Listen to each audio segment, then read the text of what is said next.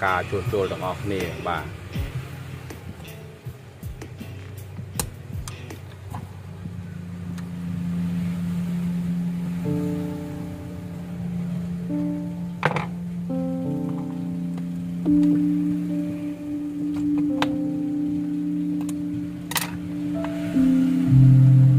bạn ơi chuyện nói nhé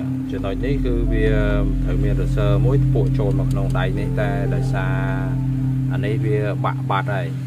chẳng còn đọt chành hay chẳng còn giỏi dương chua chua lắm và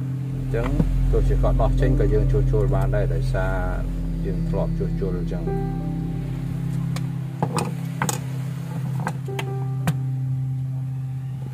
như đọt về chẳng máu này vì miền trồn mùi nó kháng lơ nè hoặc ấy thế dương ai chua chua bàn chẳng dương thở ổ luôn bà luôn nó mắc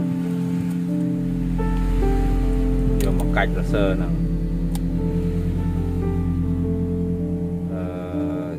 khả năng biết dương chạm cho mối trong từ vi của bạn này chạm về chẳng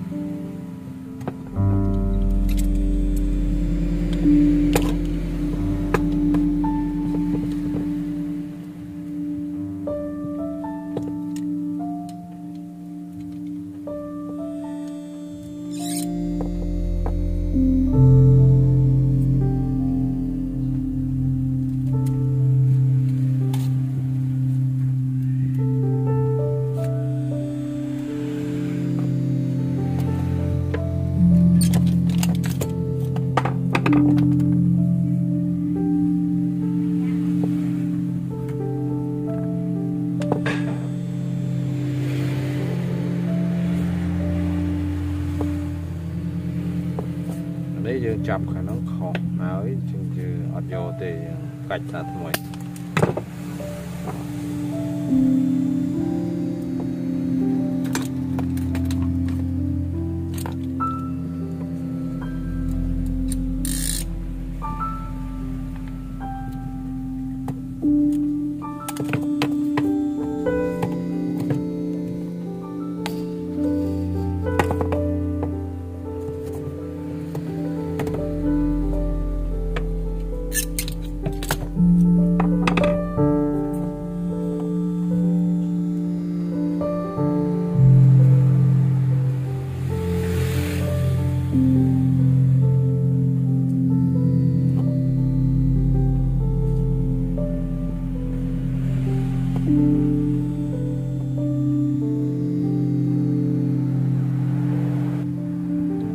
chạm về bàn chẳng thấy cạch tục về cày như là thần ý và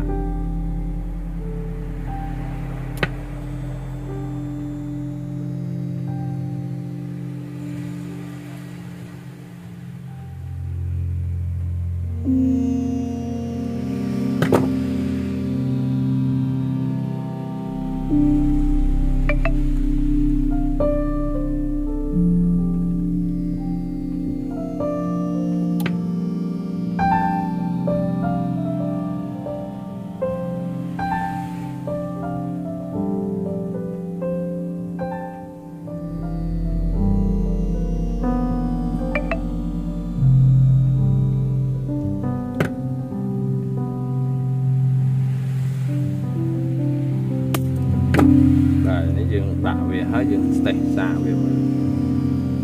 nó dương tẩy bị lơ này vào một điểm miền rôn về này miền rôn là thế này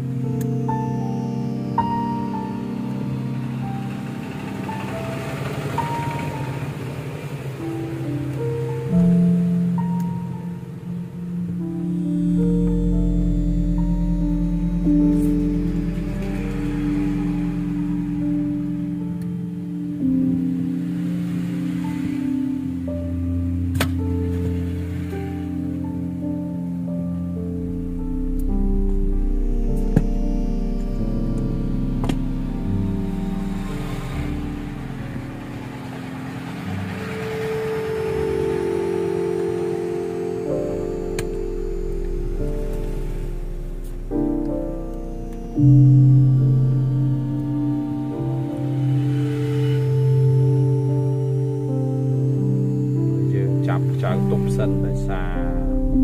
trường xuống xa với á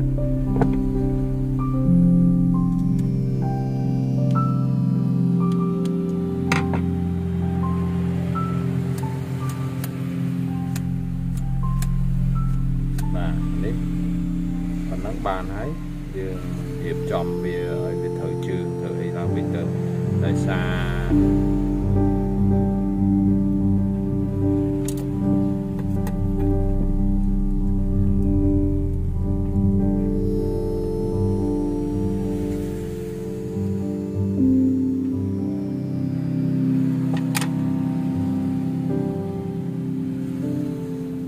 trường về để thời phụ nắng cứ lâu cho nói như thế mình cho nói như thế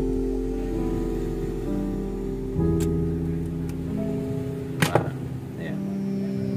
cho nói thằng khô này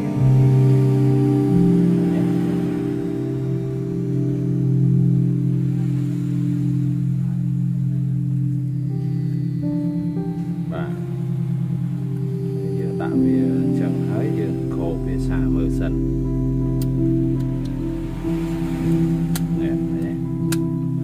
nâng ca la dương thư là sơ thông bế có vị ọt là loạt chẳng đại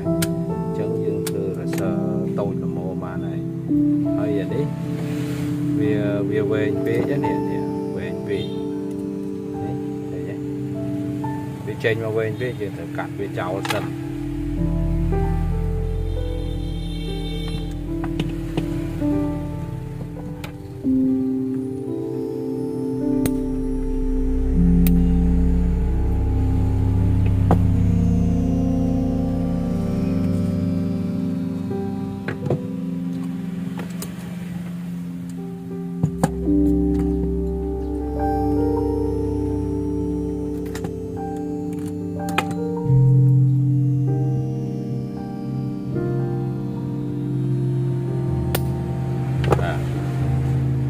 chẳng dương thời hiệp bị chủ tự ý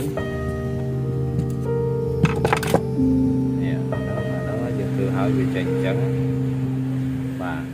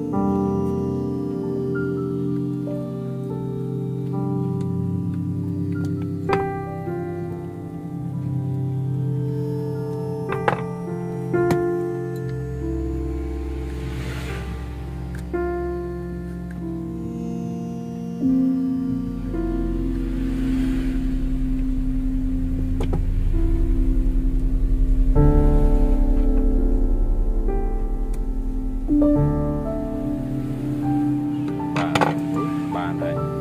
thấy dương cạch về xả mỡ về này về lọt bàn chẳng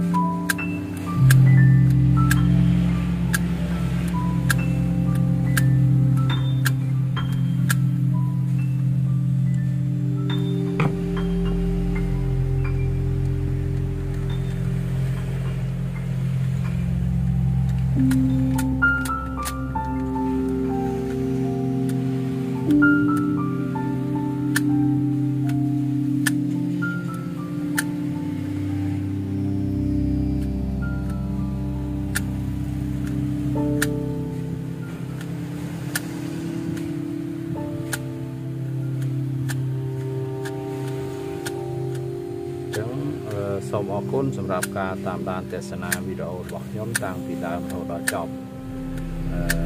អរឆ្គងត្រង់ណាសូមមេត្តាខន្តីអធិស្ឋាន